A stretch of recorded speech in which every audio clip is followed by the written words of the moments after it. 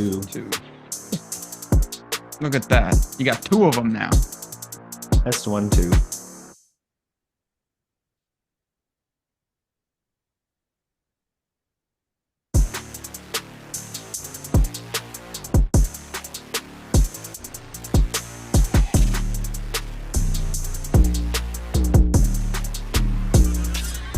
Steve's eating eggs. Good job, Steve. Way to be. I had eggs this morning. I didn't. I'm sick. I ate some baked beans. Did you like my graphic? Real men eat eggs, stochastic.com. That was beautiful. All right.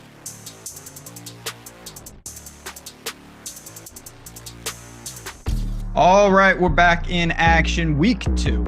College football. Yes, NFL kicks off in full. Yes, there was Brazil football last night. We're not really here to talk about that because we have too many good games in the college football streets to get to. This is Stochastic Live Before Lock, presented by Bet365. We're going to talk about all that. I am Ben Reza. I am joined, even though he is maybe a little walking wounded. Matt Gajewski is here, sir. We're going to do things a little differently today. We'll talk about that in a second. But how are you feeling? And then how are you feeling about the slate? I'm not feeling my best. What happened to you? I don't know. I picked up some little bug. It's mainly just congestion and a little cough now, but hopefully my voice makes it through the whole show. Unrelated to my personal well-being, I'm really excited for football. NFL is back, full slate of college games, some really good ones up top. Maybe not for DFS, but you get Texas, Michigan, among others. The viewing experience is going to be awesome. Elite day of viewing, no doubt about it, and I need it. What happened last night on my television was a disgrace to society with SMU and then Northwestern. Felt like a fever dream watching what transpired. I had one for real. Well, it couldn't have been crazy. You know, it was Sopranos Funhouse episode over here because just what was going on was insane. But like I said, the beautiful thing, this is a big Saturday slate. We've got a ton of games. You mentioned marquee action in the betting streets. We'll talk about that. But a 12-game DFS slate, and I want to break it down differently. We're going to talk position by position, but before we get into that, I want to talk about the games just a little bit, your general thoughts. You mentioned Texas and Michigan. There's some up-tempo games on this, Pitt and Cincy. There's some blowout games on this, Bowling Green, Penn State. When you look at the slate as a whole, any major themes that come across to you? Yeah, there's really something for everybody between the games with the elite totals and then the games that have a lot of viewing interest. For this slate in particular, there's a couple games with these elevated totals that people are going to gravitate towards. Pitt, Cincinnati sitting at 63.5. These are as of this morning when I woke up. Georgia Tech, Syracuse at 61. And then there's a few others that trail slightly behind that. When you pair that with some of the games with atrocious totals like Notre Dame, Northern Illinois, Iowa, Iowa State, you're probably going to be funneled to certain games, but that's not necessarily a bad thing. When you look in the Sims, there's plenty of good ways to build lineups with the studs in those very games. With that in mind, again, if we're going to talk about certainly the Sims, all the tools that we've got going on, do you view pricing as, somewhat medium, tight, loose? How are you finding the ability to kind of get in maybe some of those pay up options and not have to go into the 3K range if you don't want to? I think it's pretty soft. It's not like we have a lot of options at 3K flat, but there's a lot of players that are just underpriced in general. You can look at a player like Aronde Gadsden or Desmond Reed from Pitt or Eli Holstein from Pitt, really all the Pitt receivers. It's pretty easy to build a lineup and get a player like Ollie Gordon, who's really expensive. And you don't have to go all the way to the bottom as long as you make some concessions. Unfortunately, the concessions project pretty well today. Last thing I always like to say, just lineup construction. When you look at your portfolio, are you mostly, as usually the case on a 12-game, super flex quarterback filling that position? Yeah, I only saw a handful that didn't have QB super flex, probably like 1%, 2%, something really, really small. Get into it. Here we go. Quarterbacks. So we're going to start at the top, obviously. We've got some big-time options. Quinn Ewers, Cam Rising. I don't think we'll be playing Arch for obvious reasons. We got Riley Leonard up there, though. How much work does Aller get? Simple question to start. Are you looking to pay up at quarterback? And if you are, which one of those guys kind of piques your interest? Because looking at our projections and ownership, it looks like Riley Leonard is getting a good amount of love out there. He should. They have a massive team total, but they definitely come with concerns playing Northern Illinois. We saw a lot of blowouts on the slate last week. We only have a couple on this one. Riley Leonard is in this. You could get two things that happen. One, you have like the Jalen Milroe hyper efficiency, or you have a team like Notre Dame who's very willing to just lean on their offensive line and their running backs at the expense of Riley Leonard. Fortunately, we have some players that are just below him in price that are at least comparable in projection, where I think you can take a safer route. So it's not that I don't like Riley Leonard individually. He certainly has a ceiling, excellent mobility. Notre Dame had a very good showing against Texas A&M in week 1. It's just the alternatives, I think, are in safer environments, really with all the same tools, rushing, throwing, and you can find comparable team totals, even though Notre Dame is a decided favorite against Northern Illinois. When you look at those pivots, because yeah, you mentioned the team total is there, and even working down a little bit, I want to open it up kind of to that next range with guys like Bowman, Kyle McCord, who's so far so good for Syracuse, takes on Georgia Tech. And how about flip that game, Haynes King? Are you comfortable getting to some of those guys? Because another popular quarterback, we have Haynes King right now, projected around 25% owned on DraftKings. What do you think about that game and just in general where those two quarterbacks, McCord and King, fit in? I like Haynes King a lot, but he is a player I'm still coming slightly underweight to the field. And I feel a little bit uneasy about this. The team total for Georgia Tech is very high because they're 3-point favorites and the game total 61. But when you look at Syracuse and their week 1 matchup against Ohio, they allowed 200 rushing yards to one individual Ohio back. What is Georgia Tech's strength? This team can definitely pound the ball. They have an absolute stud in Jamal Haynes. I don't know what their pass rate is going to be. I think this could trend somewhere in like 35% if Georgia Tech gets the opening kickoff and scores right away and can control the clock. So there is some risk with Haynes King. At the same time, he's a hyper efficient quarterback. He's very good running the ball himself, currently averaging over 4.5 yards per carry. You do have some additional risk with Zach Pyron doing the Taysom Hill stuff at the goal line and taking away those QB sneak opportunities. But I think Haynes King is fine. It's a very tricky offense to evaluate. I think Jamal Haynes is the safest option, but if you want to pivot away from that and play Haynes King, you absolutely can, because there's going to be some other quarterbacks that are more owned just below him in price. McCord is tricky because he offers you nothing as a runner, absolutely zero. He's actually more likely to finish with negative rushing yards. Right away, he basically needs a 300-yard bonus to overcome that. At 8,400, that's never the type of quarterback I'm trying to get to. You alluded to, some of the options. A guy that, such as what a world. That's definitely going to get some love today is Peyton Thorne. He's 7,800. Auburn's a pretty decisive favorite at home against Cal. They got a little tune-up against Alabama A&M, a little 73-3 action. I watched part of that game. Why? There's no reason. Bless your soul. Thorne, yeah, that's right. Very disturbing habit. Where does he fall? Is he cash viable? Because I'm just looking again at some of you've got kind of a big three. You've got Leonard, Haynes King, and we'll talk about the Pitt quarterback in a little bit. But then Peyton Thorne slides in as one of the more popular options today. I like Peyton Thorne. He's one of the players I'm overweight to compared to the field. I think this team is going to be a lot better this year offensively. He's still a limited signal caller, but for DFS, I don't think he has as many concerns compared to what he gives you in real life. He runs the ball quite a bit, had 49 yards in their first game, albeit against a school that didn't really challenge them. But we've seen him start for multiple years now, even back with Michigan State. He has wheels. So he's definitely not a zero on the ground. And this offense should be fairly up-tempo.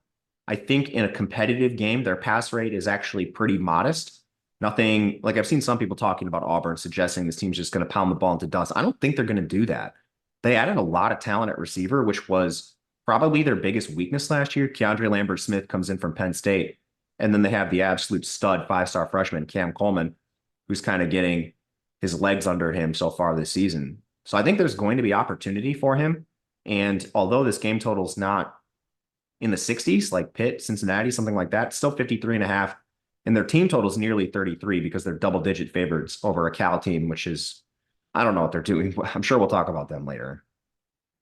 Keeping with quarterbacks here, just diving into full quarterbacks ranges, let's talk a little lower, and then we'll start tying it all together. We'll also talk about, before we move to running backs, we'll talk about Milroe and some of those guys on FanDuel. But I want to talk about Pitt and Cincy. It's a healthy total, competitive game. I think we both think Cincinnati is going to win the game, but that doesn't prevent Holstein from having a potentially really good game for DFS purposes. He projects very well here, $6,500. Where does he fall? Is he the actual obvious paydown option today? He's the obvious paydown option. He should be the first quarterback you consider in cash, but he doesn't come without risk. This is a player that has one game against Kent State under his belt. Now, he is an Alabama transfer. Alabama doesn't take bad players. So I think there is a talent to hang your hat on with Eli Holstein. But I still have some questions, especially I think he's going to get steamed. Everyone in the industry has him as their highest projected quarterback. Running the Sims, we get a ton of him. That's not unique to us. A lot of people have him very, very high.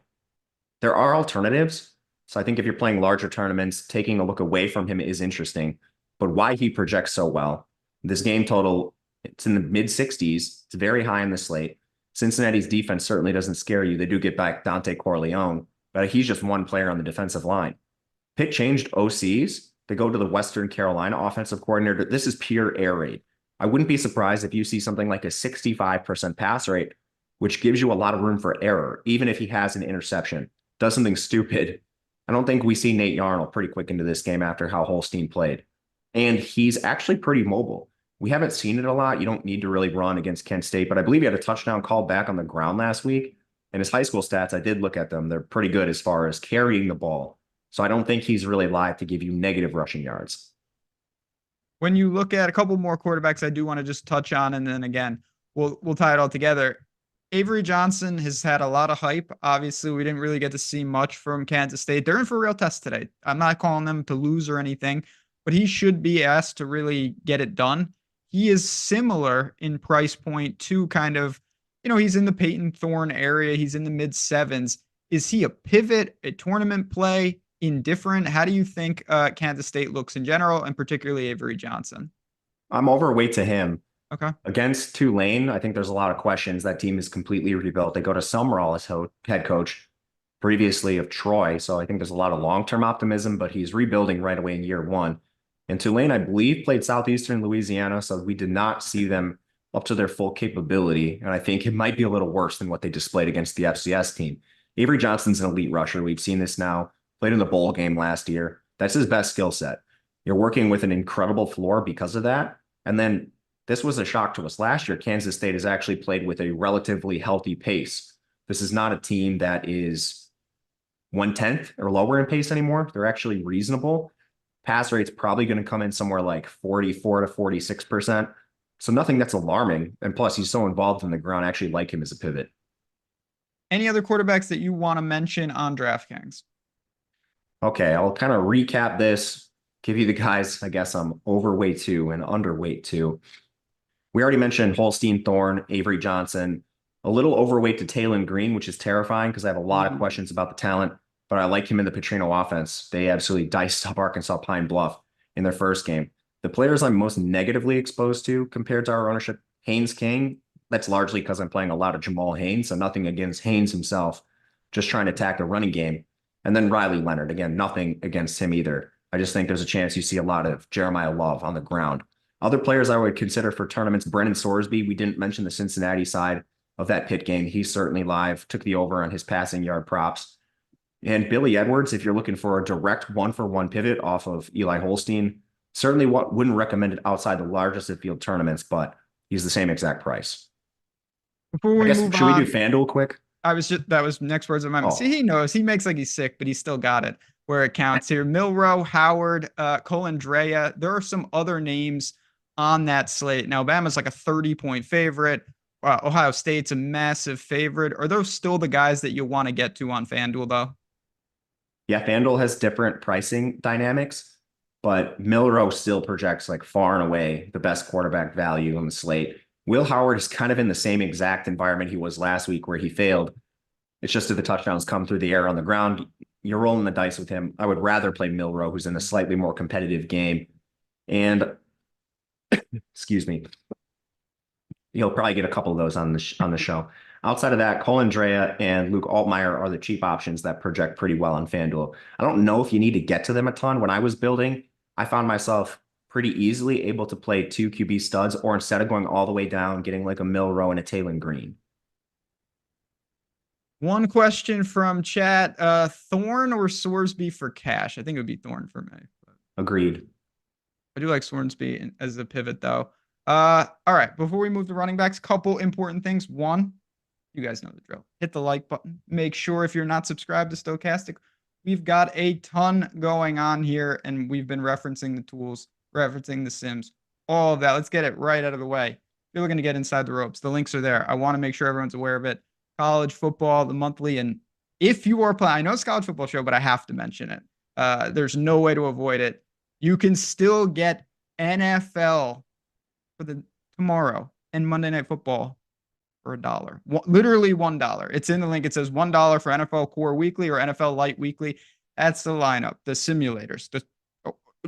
I can't even rattle off all the tools because it's that good.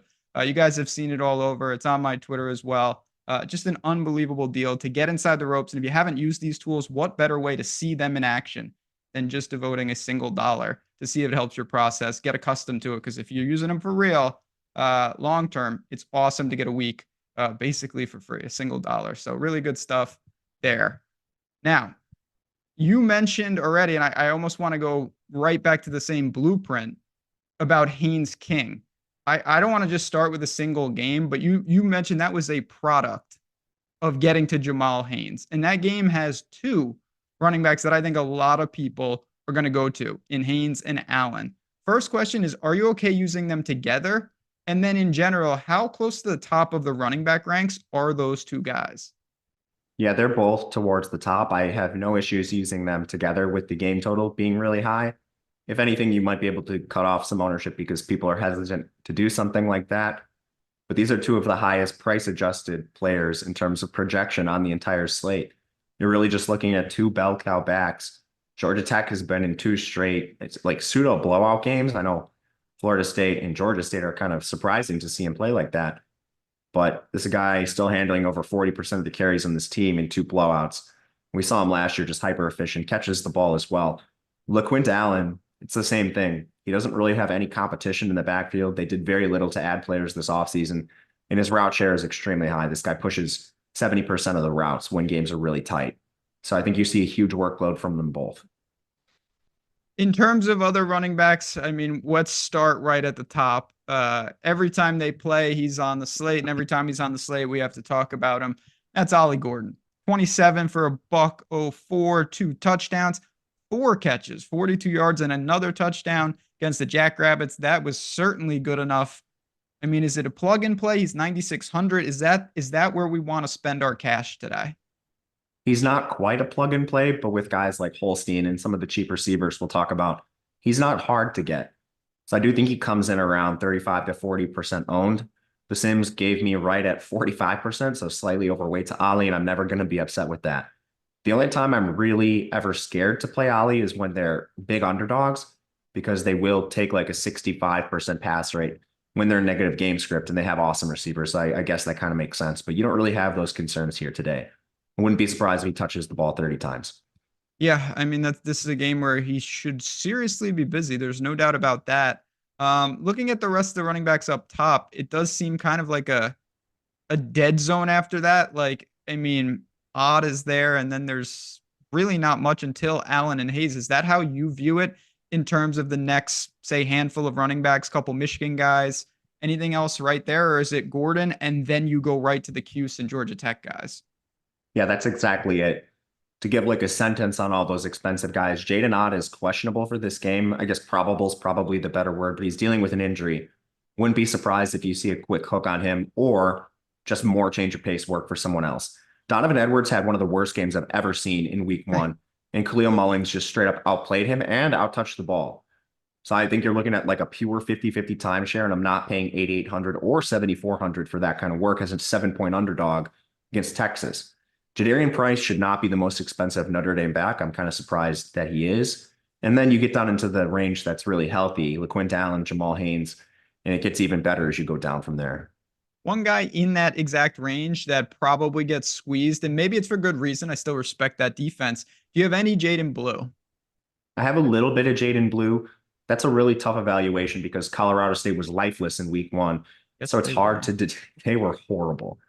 It's hard to determine what the split would have looked like had Texas played a competitive game. But Blue's always been a change of pace back.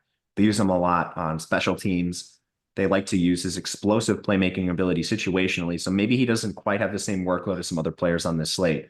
But there's still some uncertainty there. So when you're trying to just sprinkle him at, 6% ownership, I have no problem with that. Working down again, I'm just kind of going in order here because I do think most of these backs are at least worth mentioning. Singleton obviously should have, he was extreme speed last week. We saw it there. How much does he get though work-wise? They're playing Bowling Green. It's a big-time spread. He's 6,700. Is he a pivot? I mean, he looks like he's still going to be pretty popular, but we're going to get to Giddens next, who's soaking up a ton of ownership. Yeah, I'd rather just play Katron Allen in the same backfield for a cheaper price. Okay. At like a quarter of the ownership. I mean, last year, Katron Allen outtouched and was much better efficiency-wise than Nick Singleton. You just saw Singleton get one long run. So I'll take the recency bias and use Katron Allen and save some money. And one of the big questions on this slate, no doubt about it, when you see a guy who's projecting potentially 40%-ish ownership, that's obviously a big puzzle piece. And that's DJ Giddens, 13 for 124 against Tennessee Martin. Had a couple of receptions on top of it. What does the workload look like in a much more competitive game here? Is this guy cash viable? Where do you have him in this 6K running back rankings?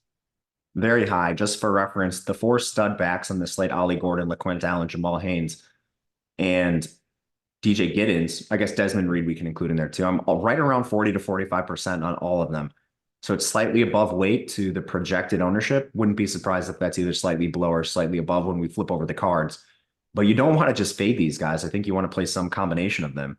Giddens has an awesome backfield, awesome pass catching ability. He already was at 60% of the routes in their first game, and it wasn't exactly a test for Kansas State. 14 carries. They did bring in Dylan Edwards as a change of pace back, and I was very happy to see that's exactly what he did. Change of pace, didn't actually go out there and take a lot of what Giddens had on the field. From there, you're an 8-point favorite over Tulane, who has serious questions in their rebuild. We just don't know. When you look at cash, Haynes or Giddens? I would probably play Giddens and save the 300. But if you have 300 to spend, we have Giddens projected for more raw points. So I guess that should just be my answer anyway. Working down a little bit, one guy, I mean, we really didn't see him because the game was completely out of hand.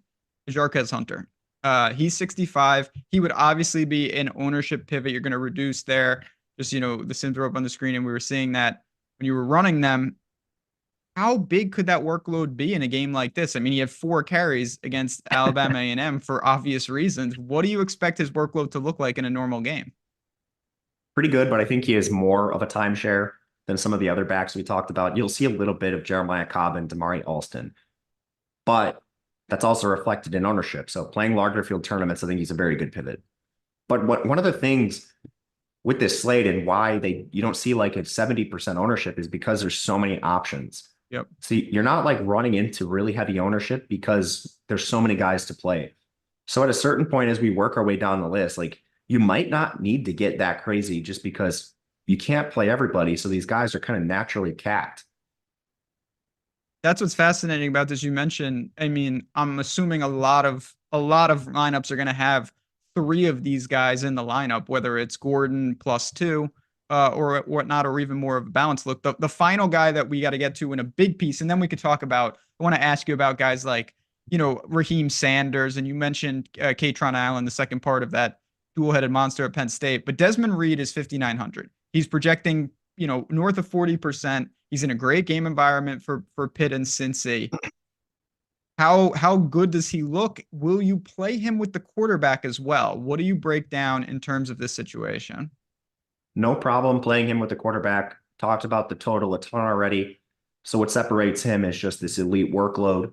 Already over 52% of the total running back opportunities, participated in 52% of the routes, which is a very high rate for a running back. So he's on the field on third downs. Very important when you're playing in an air raid offense.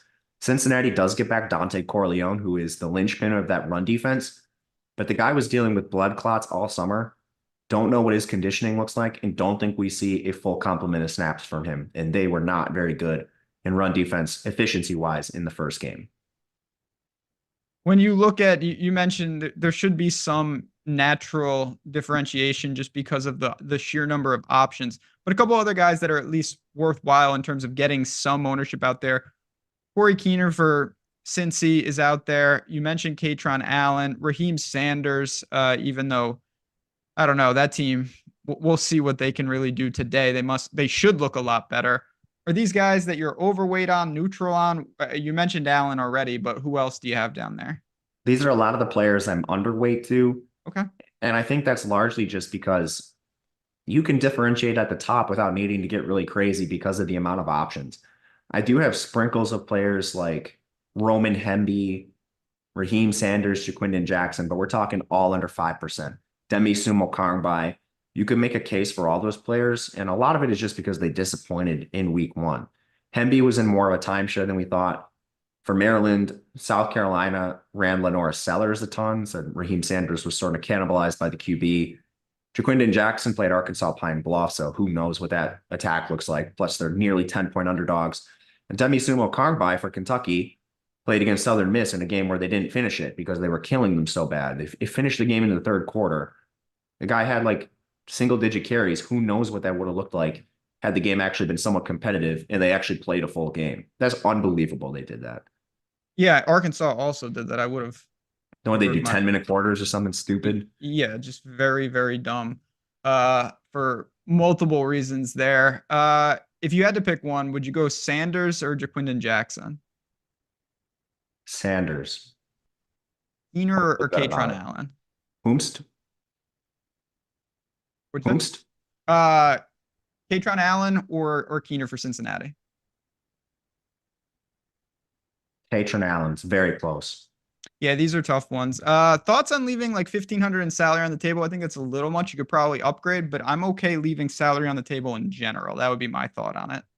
Yeah, I don't think today's the slate you want to do that. Yeah, and you can see right there, again on the screen with just if you're using these sims and whatnot, there's a lot of lineups that's still grayed out really well, don't have crazy ownership, that are leaving marginal amounts or nothing because of those options there. I want to talk quickly about some of the FanDuel options. We had a question about who would be a Nebraska running back. Who do you think gets the lion's share in that game? Is it Ramir Johnson? Is it somebody else? What do you make of that? And then Fegan as well for Illinois, I believe they're talking about. They just went straight four-way split for Nebraska. I wouldn't touch that. You have a lot of options that are cheap on FanDuel. Caden Fegan should be, I think, the main back, but I don't know. You might see Lawfrey in there sometimes for Illinois, but Fegan handles a lot of the important work. He's like 250 pounds, so the goal line work is certainly his.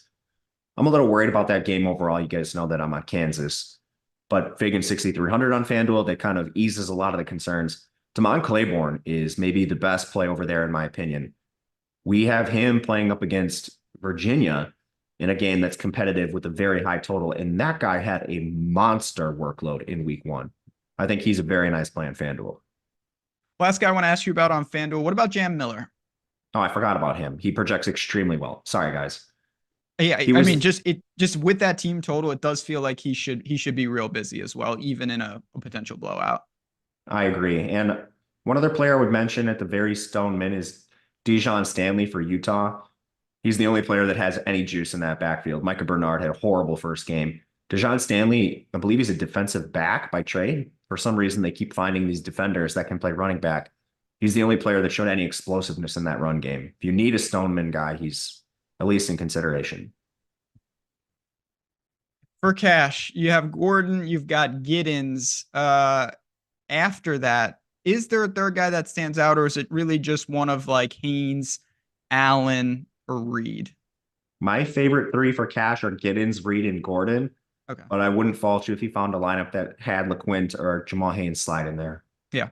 I think really, honestly, that's kind of how I view it. I'm not gonna say it's a big five because there are pivots and whatnot, but I think you've got two, and then you've got one of three that you could choose from there. We'll talk about who to pair with Thorne in just a second.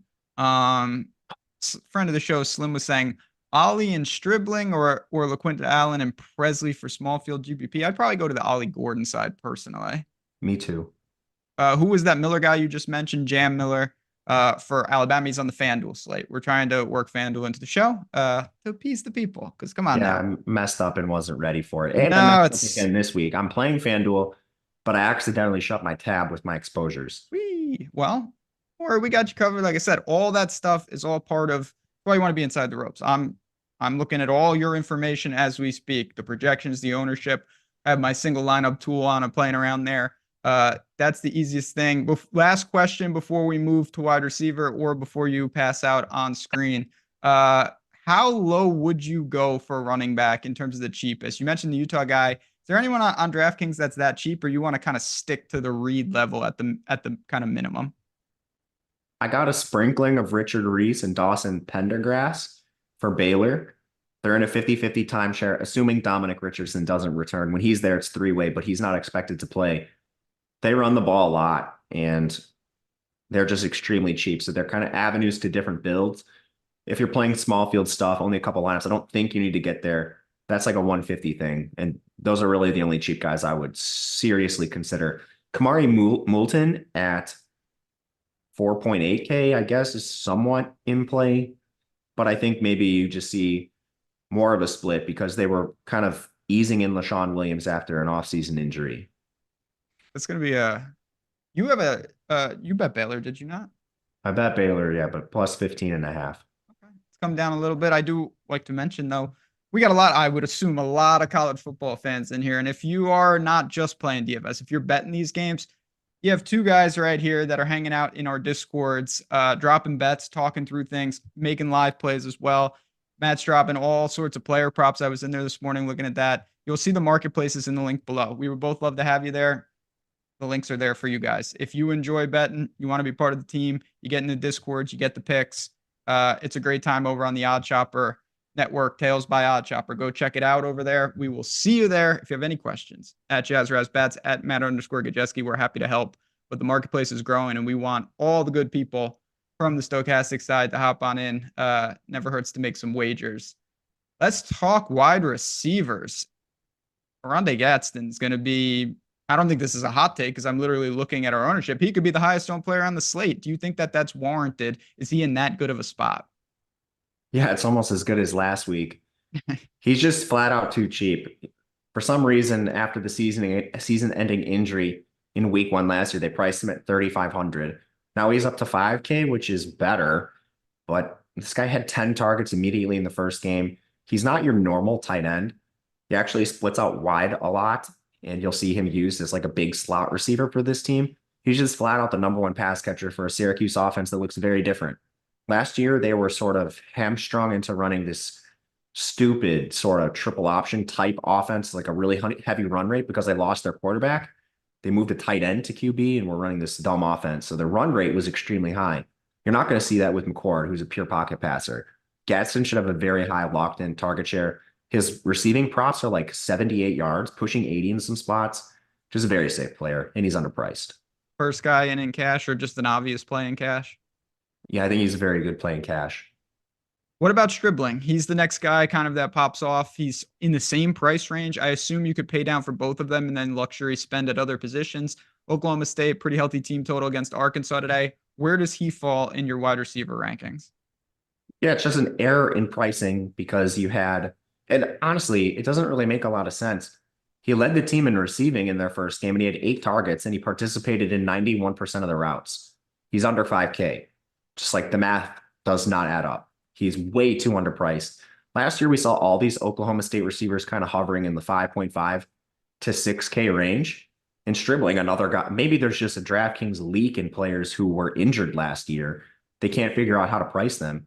Because Stribling, 92% of the routes in this offense, you'll take that every single day. With that in mind, I kind of want to tie it into the most expensive wide receiver on this slate for DraftKings is Presley. Does that render him overpriced, or is he appropriately priced and you actually could look to maybe some type of Oklahoma State stack or a Gordon +1? What do you do with the other pass catcher? He's definitely in play, but you're completely flipping the build on him because, you know, we want to get Ollie, we want to get LeQuint, we want to get these running back studs. If you pay 7K for Presley, you're going to have to pay down at one of the running back positions. foregoing one of those studs. And you're also foregoing like a really high projection at nearly 2.5K less for Stribling. Now, this is volatile. Of course, Presley could have a big game. He was their number one receiver last year. So don't just be outcome oriented. And if he catches the long touchdown, he certainly can do that. But we're talking about range of outcomes and what you're paying for those. Do you have any Bowman? Let me see. I think I have a sprinkling of Bowman. I hate him, man. I have such a bias against him. Yeah, I mean, I'm not Not I'm not 5%. super sold on him either, but it's just with the weapons around him, if you're consolidating the TD equity, you might have to tie him in at some point. Yeah, they throw a lot. I mean, there's a really up-tempo offense. There's a ton of questions with Arkansas as a team. Obviously, you'll get that when you're favored by 10. So Bowman's completely fine. The only problem is he's 8,400. Like, there were a lot of slates last year where he was just like parked at 64, 7K max. For some reason, he's really expensive. He offers you zero mobility. So I think you can build, like, honestly, one interesting way to approach Oklahoma State is just leave out Bowman, play one of the receivers in Ollie Gordon. Because a lot of people like force in stacks. I don't think you need to with this team. If Bowman takes a sack here and there at this price, you might just straight up want Taylon Green or Eli Holstein. Do you have any interest in, I'm just going down the list here. You've got two receivers, but it's in one of the tougher games, and that's Michigan and Texas in Bond and Loveland. These guys don't project, they're not going to be popular at all. Any love as dart throws, or is it really just go to Presley, go to Henderson, or pay down? I think I have zero of these players. There's a lot of receivers in the 6K range that are going to be basically, 1% owned. Kind of crazy. It is crazy. I think it makes sense, though. You have better projections. Like Dizon Stribling projects better than those receivers. And you say, like, in some instances, nearly 2K. So, like, I get it. Can anyone have a big game on any individual slate? Of course. Texas rotates receivers more than we'd like. They didn't really have any resistance in week 1, but their coach did come right out and say that was their plan heading into the season. So I don't think this is an instance where Bond was really depressed in terms of his route share because of Colorado State. I think their plan was to get Wingo and Jonte Cook on the field anyway. So like 57% of the routes, how much higher is that actually going to climb for Bond? It's going to climb. I just don't think it's like 100%, if that makes sense. And I don't think that's the case with any of these receivers. Loveland, you're going to need him to just rack up targets. And he saw 9 of them, but he only turned that into 87 yards. The efficiency just doesn't project to be there for anyone on either of these teams outside of a dart throw Jaden Blue, honestly. I want to ask you about, we're going to get to Auburn in just a second, but I want to ask you about Penn State specifically, because Wallace was awesome. 5 for 117. Now he caught a 50-yard bomb, pair of scores. Is that the guy, or is there more to it here? And then the second part of that question, how often do they even need to throw today? That's a great question. We have seen them go very, very heavy run, and we've seen Kotelnicki do that as well to save his players. Wallace participated in 92% of the routes, just shy of that 8 targets. I think he should very much be considered your number 1 receiver. I would put Omari Evans as number 2, but honestly, you could probably just slot in Tyler Warren, the tight end. He plays more, 87% of routes. Do not click players like Julian Fleming. He's already been beaten out by players. Yeah, I was just about to ask you. It seems like that experiment from Ohio State to Penn State is not working because he had the goose egg and he's the most expensive of the Penn State bunch, but it's pretty clear that that is not warranted. He stinks. I'm sorry, but he just does. It is what what it is. He can still get everything for $1 with kickoff, and you can get inside the Discord and whatnot. He knows the drill. Hit the like button, Julian. Appreciate you. Auburn. We mentioned Peyton Thorne, and there was a lot of questions about who do we pair with? Is it Coleman? Is it Lewis? Is it Lambert Smith? Is it somebody else? Is it multiple pass catchers for this team? When you look at Auburn, how do you go about that in ordering these wide receivers? First of all, I don't think you need to stack Peyton Thorne because he runs. And this is a tricky situation given their first game. Nobody even participated in 40% of the routes for this team. So right away, you have a lot of uncertainty. I think probably the guy you want to go to is their 5-star freshman, Cam Coleman, but I don't feel great about that. I wouldn't be surprised if it's someone like the veteran Keandre Lambert-Smith. The way we have it projected right now, just over 77% of the routes for Lambert-Smith. We have 84% 5% for Cam Coleman, and then Rivaldo Fairweather at 80%. Everyone else is either 50% or lower. Next highest would be Robert Lewis. So I'm just going to take bets on the 5-star freshman over a guy we know is a pedestrian player in Keandre Lambert-Smith. What about we had a couple questions about Malcolm Simmons, who caught a bomb last week, but again, they won by 70, literally 70. Yeah, his route rate was 39%. So I just think like they're going to use Keandre Lambert-Smith, they're going to use Cam Coleman, and then you're probably going to see rotation between Robert Lewis, Malcolm Simmons, some of these other dusty players like Caleb Burton. I don't know who else they're going to use. They have a bunch of dust on their team. Camden Brown. With that in mind, because that guy is the min, are there guys that low that you have in play that do seem viable this week? No, I would go up and play guys like Joe Royer or Luke Lachey. Fair enough. Let's see. What else we got? We can take a couple questions. Speaking of Luke Lachey, is he cash viable or is that too thin? I wouldn't do it. Yeah, I don't. That game, I know Iowa had their offensive explosion against whoever the hell they played. I think it was Indiana State or Illinois State. Someone with a state attached. That Illinois State. Yeah, it's bad. Iowa State is going to test them in different ways. All right, let's see. A couple questions here. Gadsden and Jarquez Hunter or Kuthi and Katron Allen? Who was the first side again? Gadsden and Jarquez Hunter. The Gadsden side. Yes, I would agree. Fleming, Simmons, Perry Thompson, Brew McCoy or Stribling. Oh, FanDuel? Yeah. We should talk about FanDuel receivers. Yeah, let's talk about it. Let's talk about it. Okay. I'm pulling it up. Sorry about the delay. No. There's so many guys. Because over there, yeah, just to set the stage. First of all, Jeremiah Smith apparently is the best player in the country. And he's that good. He's the next big thing. How good is he? I mean, I know it's been one game, but he's 8,000 and he seems like he should be. Yeah, I mean, that's honestly probably too cheap.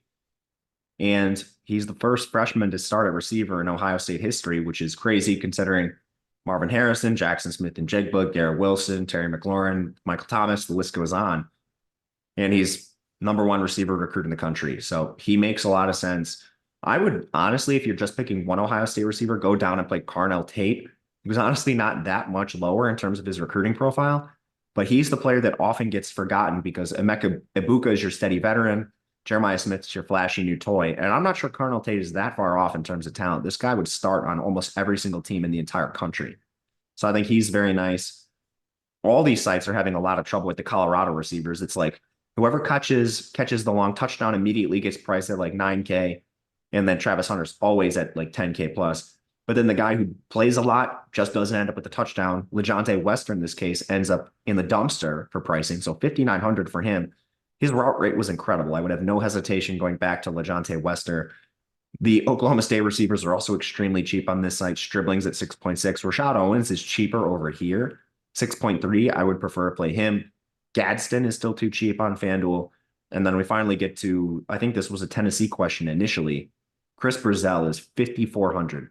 That's a bit egregious for me. So looking at my FanDuel lineups, it's a lot of paying down at receiver and then getting up to the stud running backs in Milrow.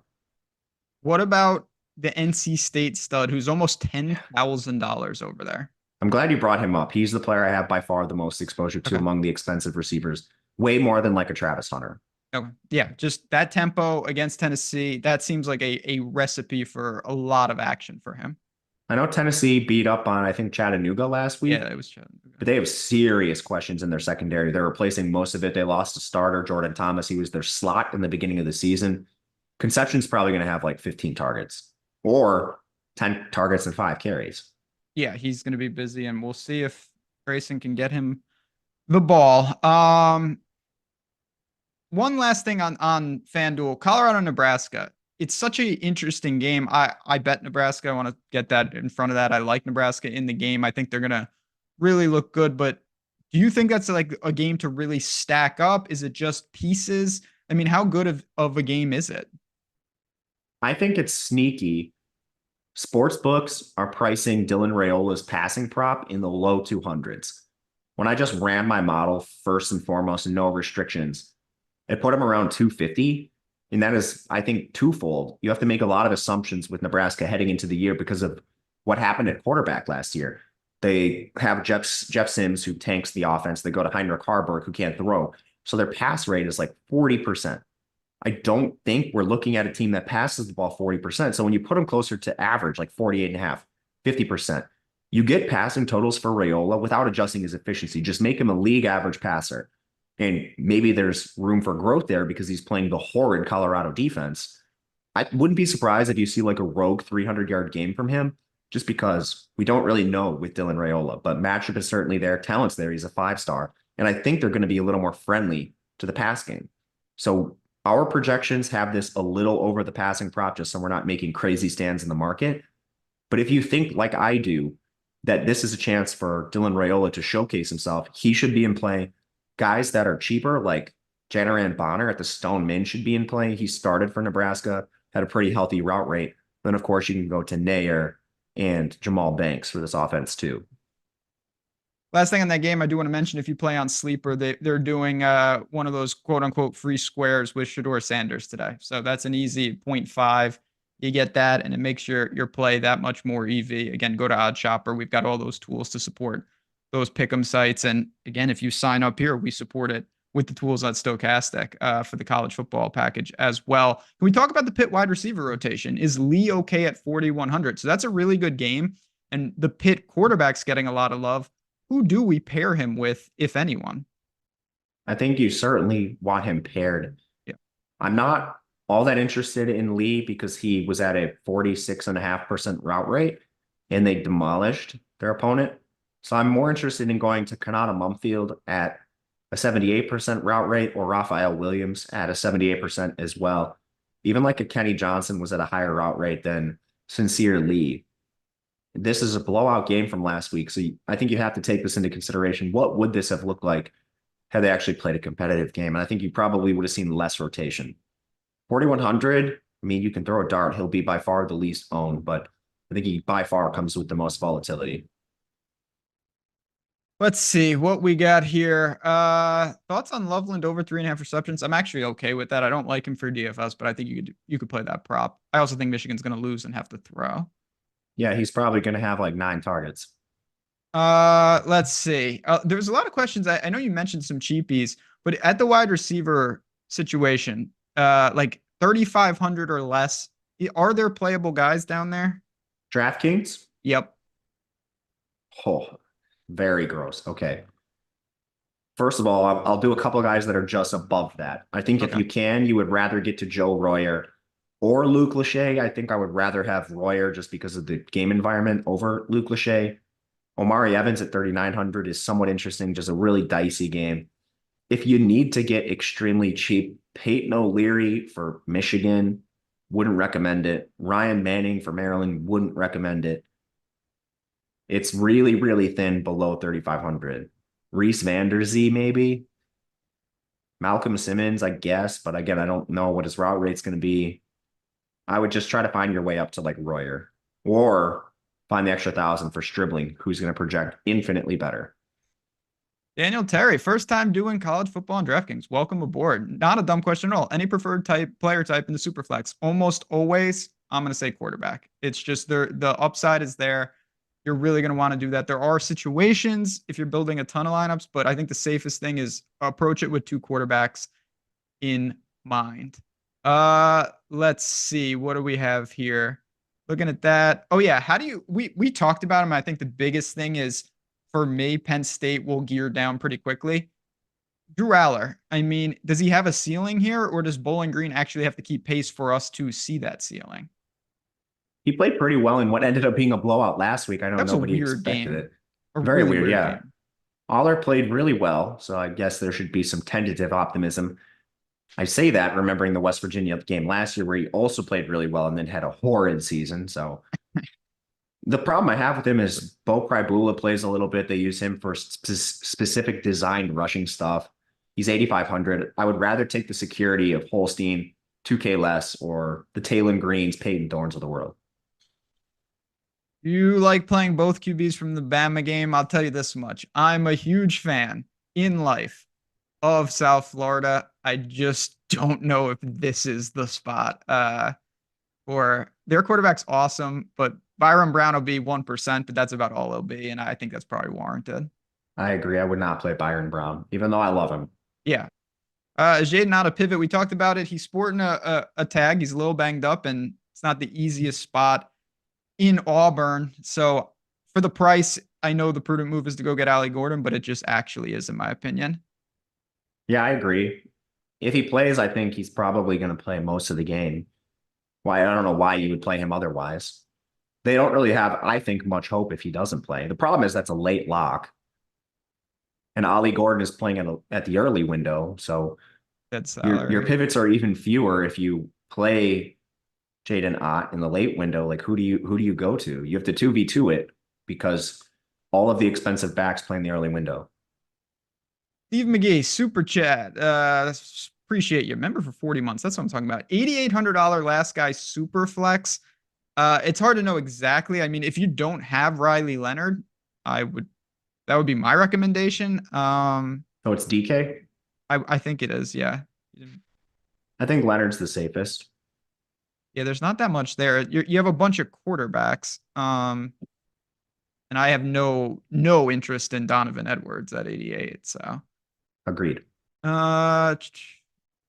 You trust Demons Claiborne's high projection on FanDuel? I do. I think it's going to be a wild game. I actually think Virginia's going to win the game, but that doesn't prevent him from having a big game. Yeah, I played a ton of him. No way Alabama beats USF by 31. I hope you're right, because I'm rooting for South Florida in that game, but I don't have the guts to bet it. Well, I don't know that they're trying. Caden Proctor is out. They're taking the vanilla approach and I think holding some guys out. Any interest in low-priced Iowa running backs? It's dicey because LaShawn Williams was hurt most of camp. So I think they were somewhat forced to run Kamari Moulton. But if you think Kamari Moulton has earned that job, he's cheap enough to play. I have a sprinkling of him. With $3,800 wide receiver on DraftKings, that could be an Iowa guy in Lachey. Him or Joe Royer, I think, is that price.